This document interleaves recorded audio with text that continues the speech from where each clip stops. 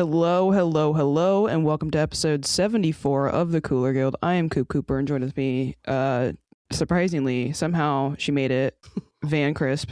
I'm here and sick. Yeah, sometimes I'm like, maybe I shouldn't say as always, because I don't think that is always. This is not normal. We're recording on Tuesday, August 18th, 2026. On today's episode, we're going to get into the Reign winning another game. Wish it was a bigger win, but I'll still take it. Dub pod is always good. We'll get into the game against Chicago, wrap up some results around the league. There's a bit of Reign news, and we'll preview the next match for the Reign. But before we get into all that, do you want me to do this since you sound like shit? Sure. The Cooler Guild is part of the Sounder at Heart podcast network. You can either listen to us on our public feed, or if you're a Sounder at Heart subscriber, on the private unified feed with the other podcasts on the network. If you'd like to become a subscriber, just visit our page at sounderatheart.com/the Cooler Guild. New subscribers get 10% off the normal rate, and you'll help support everything we're doing. I think we're going to try to keep this a nice, tight episode. So just because Van's... I have some sort of like head cold.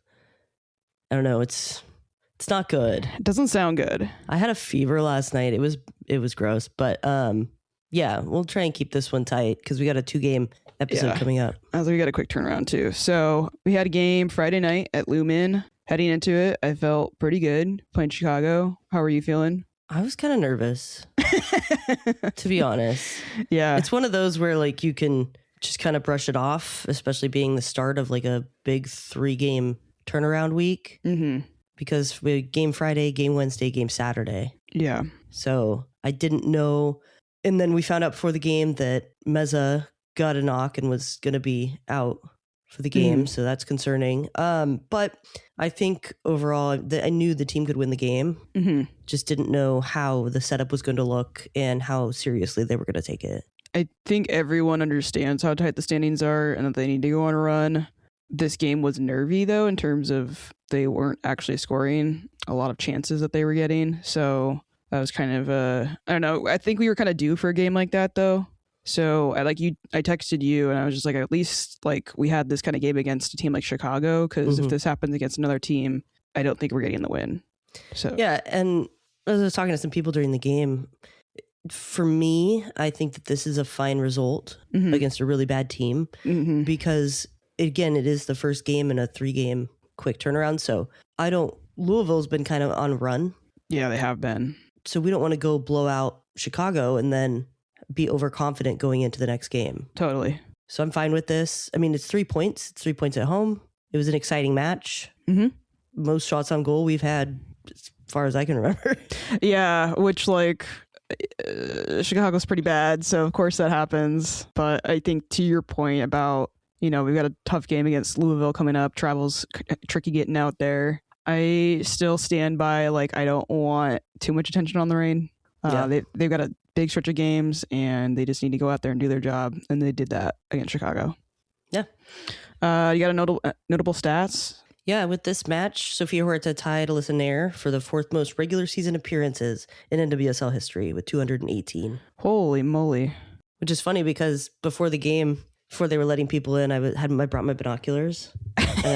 They had the other game that was on playing in the stadium. Okay. So some of the players for Chicago were out there watching, and I like zoomed in, and it was Alyssa Nair. So it's funny that she did that in a game where she played against Alyssa Nair's team. Yeah. What worked for you?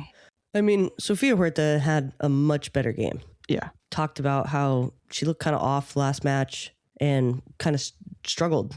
Quite a bit. Yeah, quite a bit. Yeah. And so to see that she was able to put a performance out like this, and notably in the second half, get really into the attack was really cool to see, because that's something that we've kind of missed from her. I remember when we were getting her back from her loan, it was like, oh, we missed those services into the box. We missed those opportunities from set pieces that she can bring. And it looked like she was kind of getting more into that pattern as the game progressed. She was also making some really important defensive efforts. That one slide in on the very edge line was so pretty and perfectly timed. Yeah. She was great. I was kind of thinking during this game that, like, we've had a few players that we rely quite a bit on, and they seem to have, not everybody, but a lot of them seem to have like these off games. and it doesn't seem to ever become a pattern. Right. So that's like, if Sophia would have had a really good game the last game, maybe we win that. But Angel City was playing pretty well. I feel pretty good about it, and I think it's at least nice that they can rebound from that and learn. They're learning quickly how to not continue those struggles. Yeah, and that showed in this game. I've got it in the what didn't work section, but Swanson was kind of let loose in the first half, and that was kind of concerning. But you did see them adjust to that, and those chances from her were cut off before she got taken out at halftime.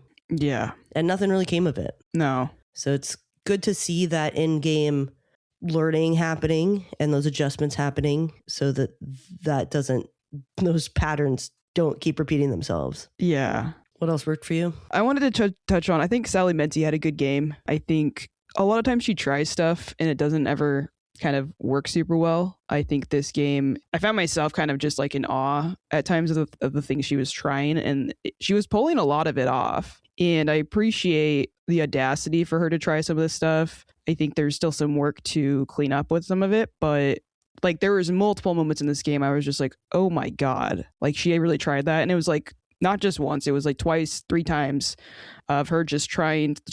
Her eyes were looking at teammates and then she was trying things. And there was a cheekiness to it. There was the pass that kind of led up to the goal that I really, really enjoyed. And then there was like the little interception while Chicago's trying to get in transition, and she kind of just dinks the ball out of the air and tries to switch the play backwards, and she like draws the foul to like get possession back for them. And I just think I'm still not sold on her being our starter at a 10 type of role, but I think she's learning a lot and she's trying things, and the things that she's trying are really fun to watch. We haven't had a player that kind of has that creativity in that position for a long time. I feel like I was getting a little bit of Rapinoe from some of the stuff she was just trying. I'm not sure that she's quite there yet and will ever be there, but I don't know. I had fun watching some of the stuff she was doing. Yeah. I don't think she had a bad game. No. She just is a liability at times. Yeah, I will say this was against Chicago. Yeah, so against the worst team in the league. Yeah, so I need to see that against a really good team, because we all know how bad Chicago is. Right, and those things haven't worked against good teams. Yeah, but hey, if she realizes she has that in her, I mean, she has the capability to do it. So if she can figure out how to do it against really good teams, that'll be super dangerous. We just haven't seen that speed. Yeah, we haven't seen that yet, but no, this game she was fun to watch. You're not wrong. Yeah, she had a really good game, but you have to put it in the context. Yeah, but I also have to give her credit. So for sure, the last thing I had put down that worked is the team was very persistent, and I thought they had a lot of grit in this. I don't think they're pulling out this win without that grit. I think they lacked that earlier in the season. And I could even see this game being a loss. Like they gave up some stupid goal a few months ago. What do you think of the goal? I thought how many passes it went from? There was like 6 passes that led to it.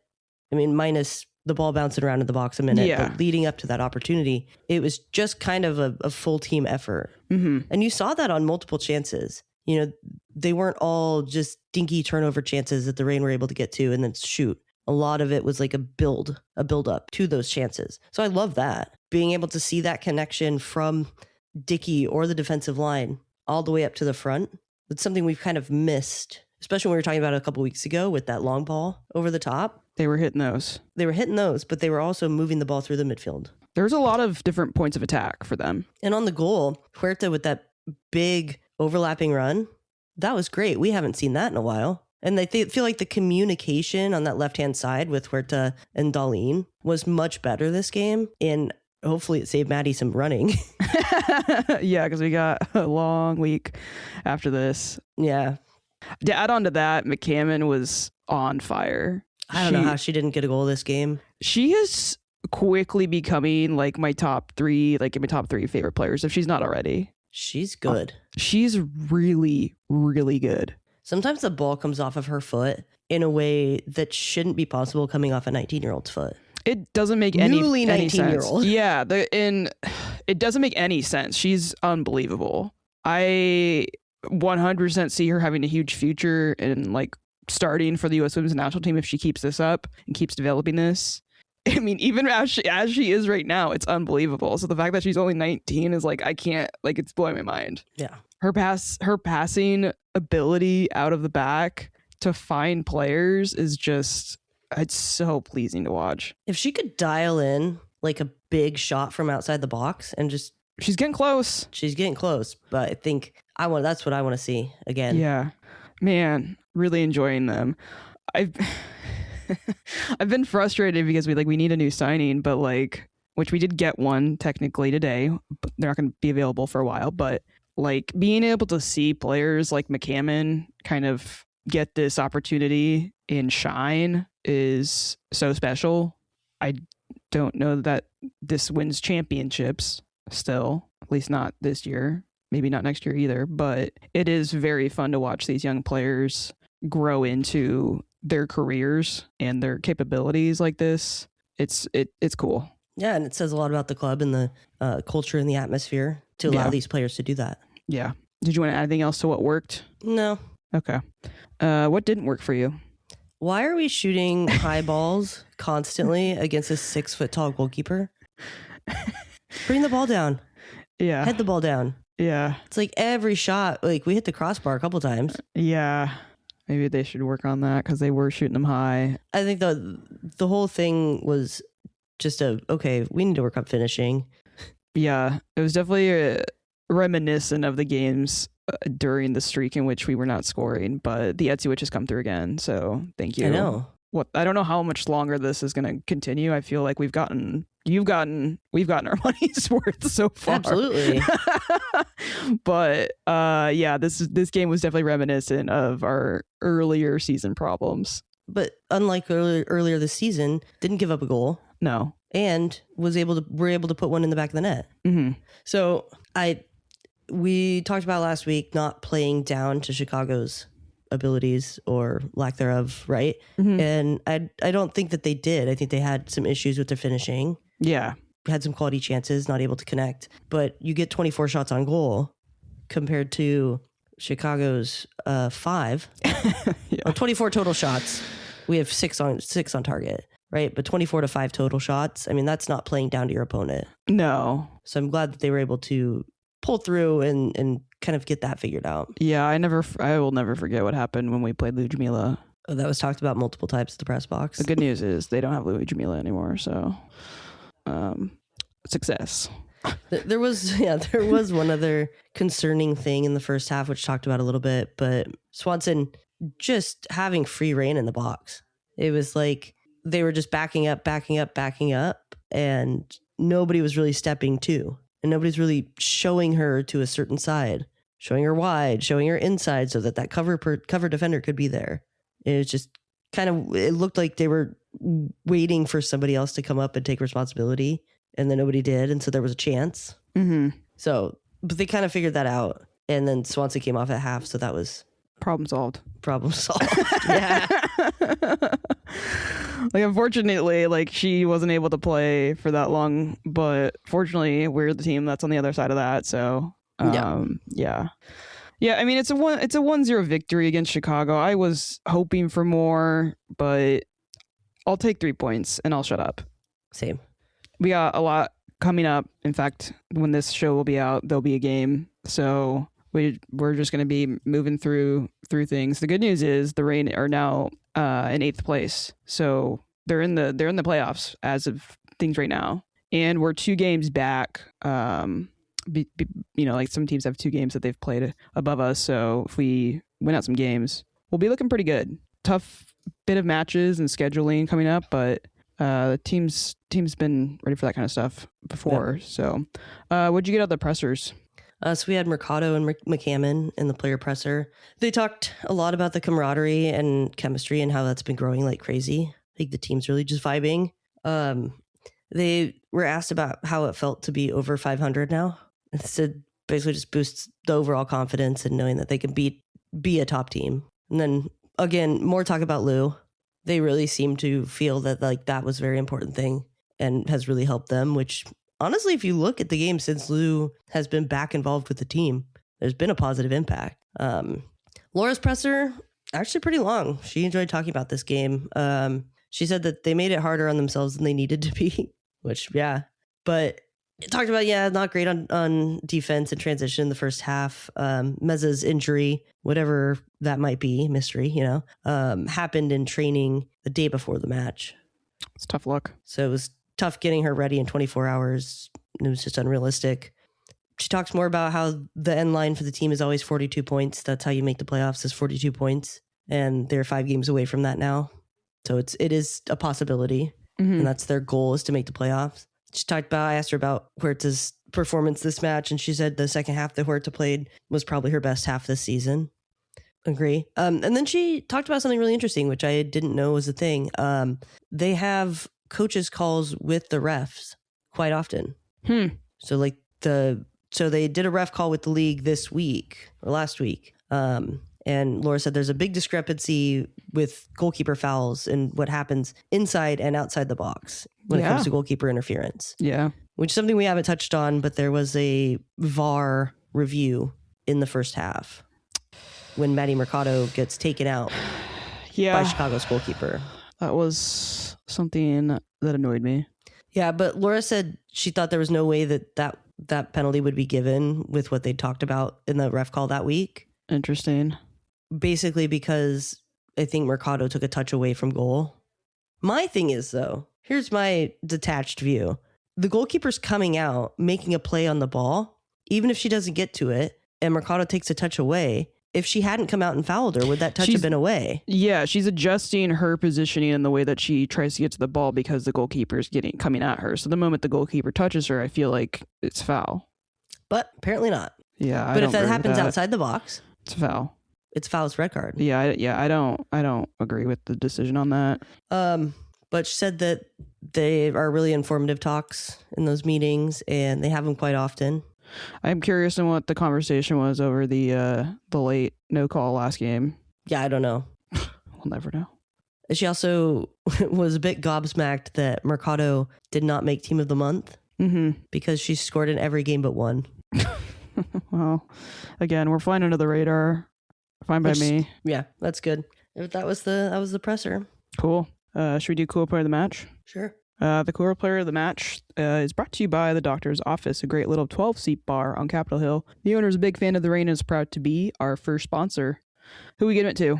So I just thought, after talking about how poor she was in the last game and then seeing the best second half of soccer that she's played all year, I think it was appropriate to give it to Sofia Huerta. Yeah. Fair enough. I do think that goal doesn't happen without her and several other people. I thought it was fair to give her some flowers for this one. Agreed. I'm looking forward to that. There was a few crosses from her that were so close to finding a player on the end too.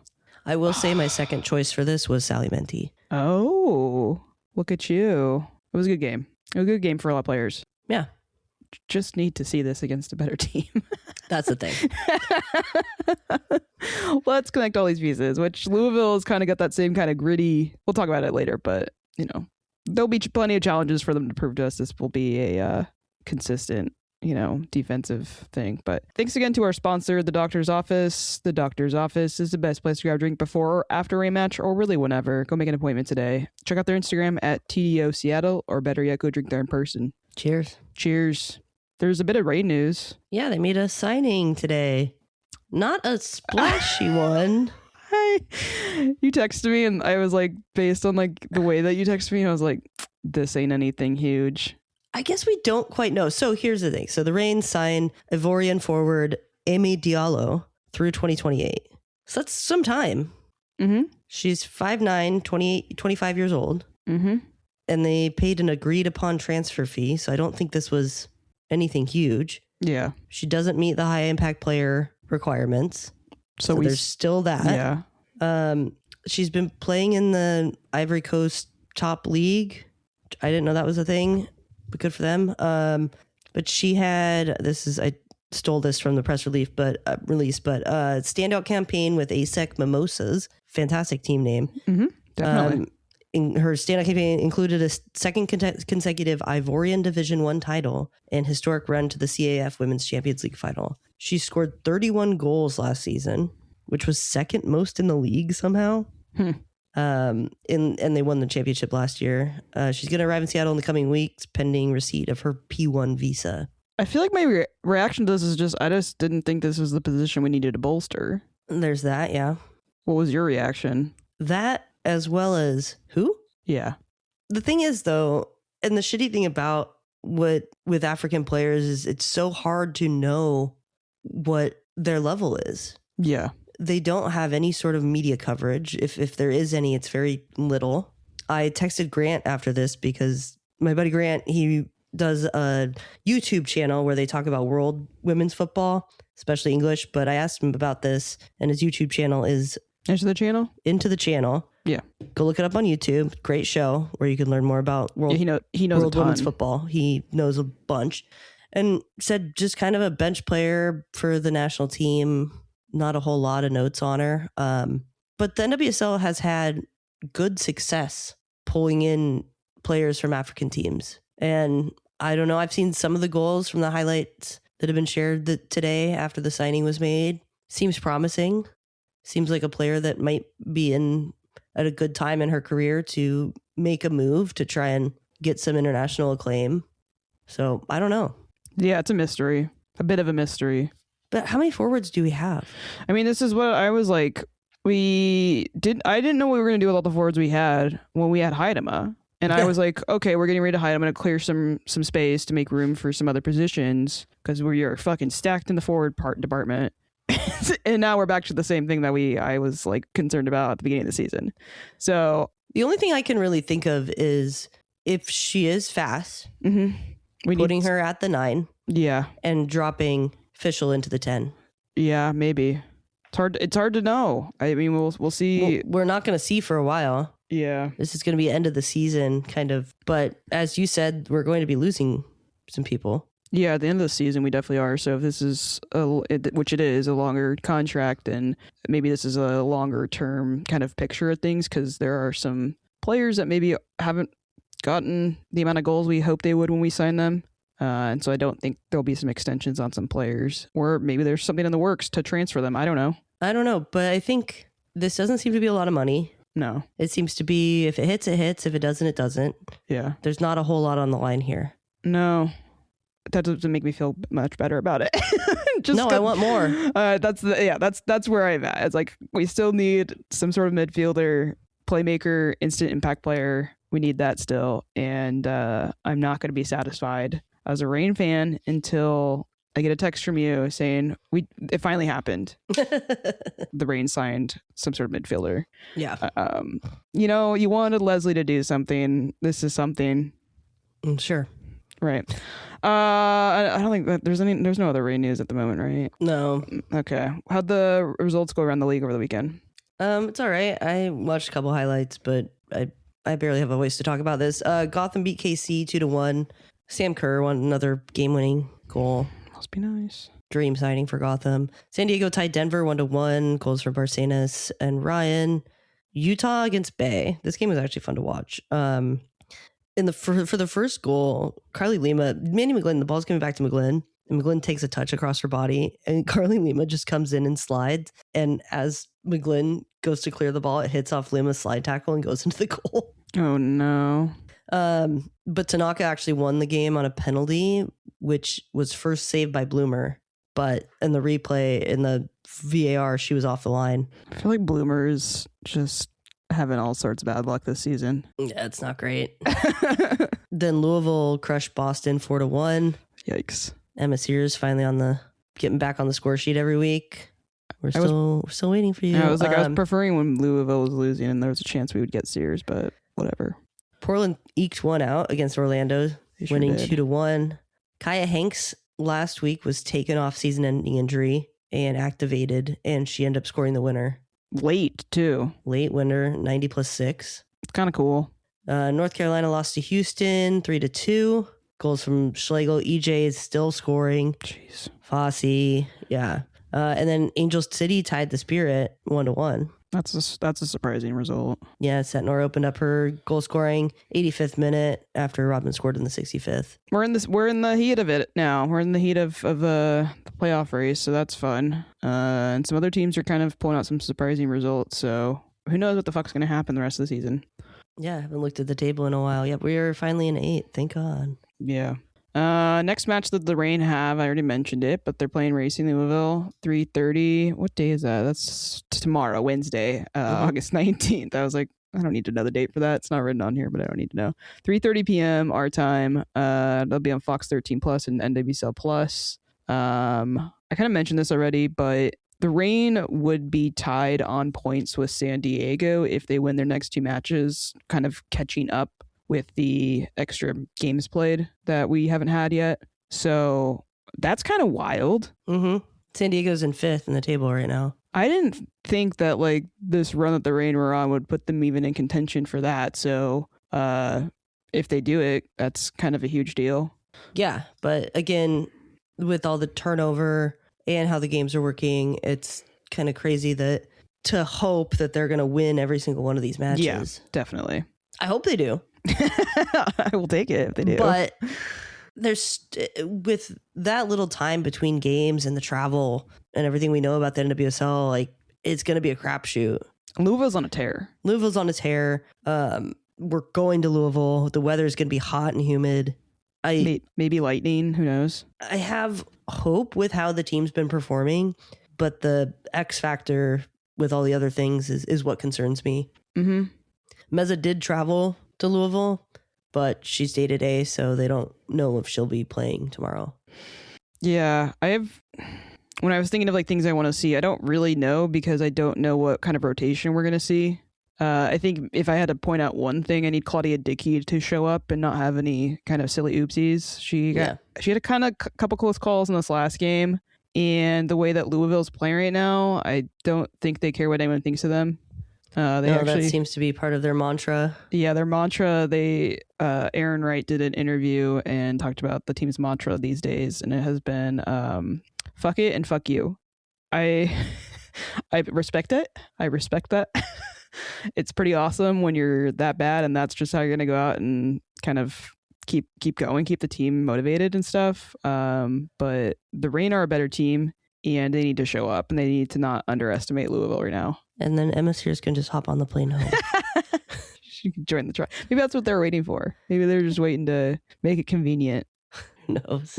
I don't know. I think it's funny that Louisville's unbeaten won their last 3 matches. That's crazy. Now they've done this when we are unbeaten in our last 4 matches. So fuck it and fuck you too. Yeah. It's the ultimate fuck you showdown. Is there anything specific you want to see in this game? A win. Yeah, that'd be nice. Haven't fallen back into that second half malaise lately. Mm-hmm. So that's been good. Yeah, just a well-rounded match, I think, with different players getting involved, which we saw towards the end of this last game with Coco having a little bit of an opportunity. Holly Ward, if you're going to put somebody in to take some pressure off some people, I think that she really has, if she gets some time, she has an opportunity to make an impact for herself. Yeah, I think Mercado is going to need a little bit of rest. I don't want to overplay her. She's playing so damn well that you need to make sure she doesn't get hurt. Mm-hmm. Because we've been heavily relying on her, which is totally fair. Yeah, it's one thing to make it to playoffs. It's another team to make it to playoffs healthy. Yeah. I wouldn't mind seeing Adama as maybe starting this. She's, I think, eager to get some playing time, and I think she would take a moment like this to maybe do something fun. So, yeah, I don't know. Fingers crossed that they don't get fucked by Louisville. Yep, hopefully not. We should say that we will do a 2-game episode. Yeah. When we drop next week. Yeah, because we've got Wednesday, and then I think Saturday is the next game after that, right? So that's kind of just a quick turnaround. This was already, we probably should record it over the weekend, but we don't think ahead of time. So yeah, the next episode will be a little bit delayed, but we'll talk about both the games the next one. So fingers crossed it's a double dub pod. It probably won't be, but if someone hires a witch to make that happen, you'll get a shout out. Any shout outs for you for this week? Just shout out the Etsy Witch again. Man, what a hero. I was getting a bumper sticker for my car. I've been waiting for them to come back in stock, and it says support your local wizard. And I'm like, should we get like support your local Etsy Witch? Yeah. I was kind of like, I don't know if I want the wizard one. No, why I'm would you all support a about local man? I know. I was waiting for it, and then I started staring at it, and I was like, why was I waiting for this to get back in stock? So I think I'm going to get the proud parent of a dancing skeleton instead. Have I showed you my new sticker, right? My favorite goalie calls me dad. What? It doesn't make any sense. That's why it's funny. No, it doesn't. Did your sister make that sticker? No, my coworker Jen had a birthday party, and Jen loves soccer. And so they threw her like a soccer themed birthday party, and they had all these like random stickers that they bought on Amazon. Oh, and this was God. one of them. And I was like, this is hilarious. I need this. It doesn't make any sense. Well, I think it's like if my dad would have had this, it would have been good. Oh, I get it. I don't have any children, so that's why it's funny. Yeah, well, it's like the dancing skeleton thing too. Yeah. Anyways, yeah, shout out to the Etsy Witch. You should do a follow-up to whoever that was. I don't know if they let you do that, but maybe we should wait for the end of the season, see what happens. I'll leave a review after the season's over. Yeah, I don't really know what I got going on for shout-outs. Shout out to all the little lesbians in Astoria. They've been throwing some hangouts. Also, shout out to the little lesbians because they don't know where the Portland Thorns are. Like the amount of times I've like interacted with the lesbians, because we've been doing some socializing events here in town with the lesbians and queer people, the non-cis men mostly. But like we're talking, and I was like, yeah, I have like a sports podcast that covers like the Seattle women's soccer team, and they're like, oh, is that the Thorns? They don't even know the Thorns are in Portland. They never know. Like, it's very rare that anyone seems to know anything about sports from Portland. And I'm in Oregon. It's crazy, and it makes me laugh. Yeah. I do stare at them like, no. But then I'm like giggling later about it to myself. Anyways, I think that's all I got for the show. Do you got anything else? No, hopefully I won't sound like this next week. Yeah. Thanks again to our sponsor, The Doctor's Office. You can go follow us on Bluesky and Instagram at Cooler Guild Pod. You could send us an email. We love an email at thecoolerguild@gmail.com. You can also visit us on our main page, sounderattheart.com/thecoolerguild. youtube.com/@thecoolerguild. You can follow us there. Wherever you're listening, please go rate 5 stars. I'm sorry, I'm not more amped for this episode. Yeah, it was a dub pod though. We're happy. I feel like an L pod right now though. I need to go back to bed. Okay. I'm Coop. I'm Van. Stay cool, y'all. Stay cool.